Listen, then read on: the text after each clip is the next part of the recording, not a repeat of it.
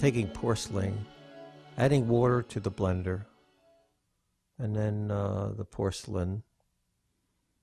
Here I'm taking some oxides and adding it to the slip to make colored slips.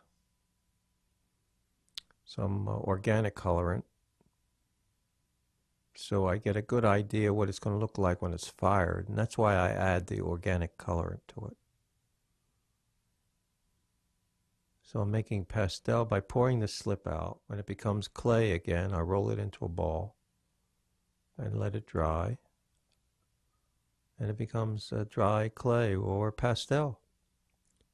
And these are the pastels that I use.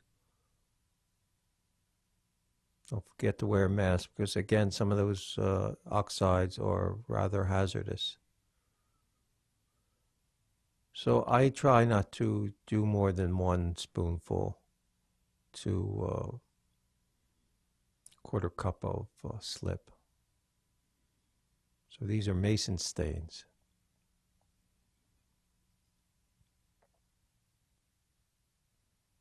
Newsprint.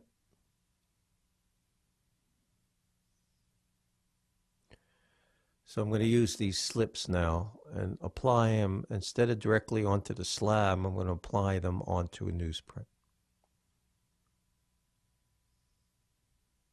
And I get my local newsprint from the local newspaper.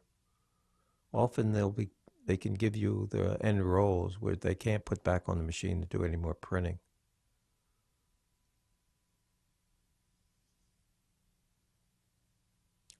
I'm thinning the slip out, so it's a consistency of milk rather than cream. And this is an ear syringe technique. So I take the syringe and draw with it. Notice the thumb is where it's controlling it. The thumb is pushing the air down. And some of the pastels that I make with colored clay, and it sticks to where it's wet. I'm going to let that dry.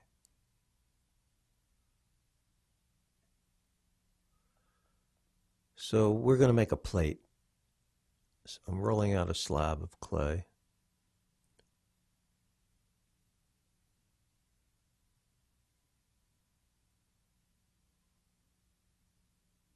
Try to get an even slab.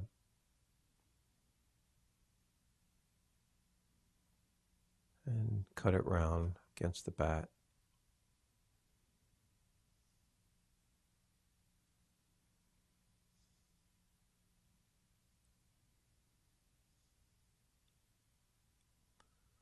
Now the slip has dried somewhat on the newsprint. Newsprint will dry quickly. And with a pair of scissors I can cut out shapes. And invert that on top of the slab, and with my rolling pin, transfer that slip onto the slab by adding a little pressure. So the clay slip will now stick onto the slab, be removed from the newsprint onto the slab. This is a netting. Some more slip on top of that. So the netting becomes a stencil.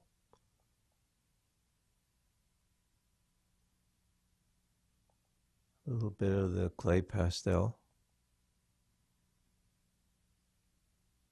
And then the netting is removed and inlaid.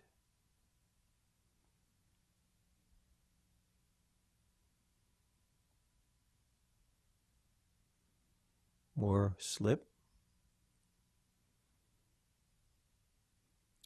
Using the end of the fetal knife just to make lines. So a little bit of pressure, you could remove the slip from the newsprint onto the slab and redirect it somewhere else.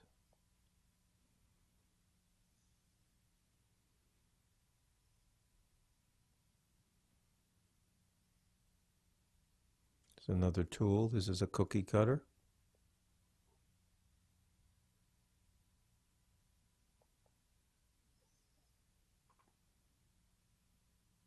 So one color gets inlaid on top of another color, and often those colors will bleed through each other after the glaze is applied. This is a sponge with slip.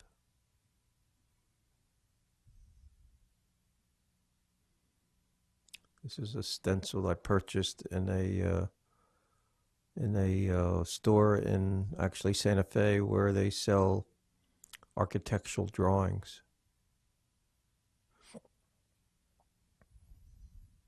Another stencil.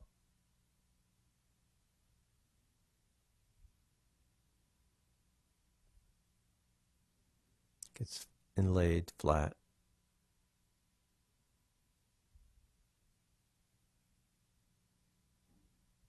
And the newsprint doesn't pull much of the color off.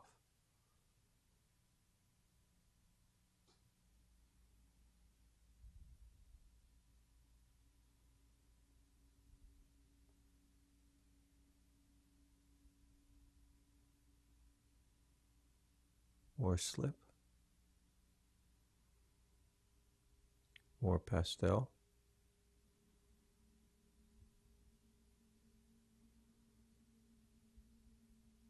The stencil is removed.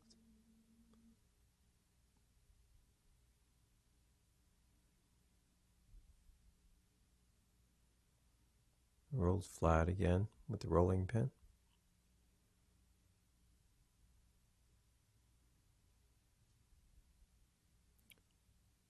And this is the ear syringe that I put on with the slip trailer, and that gets inlaid.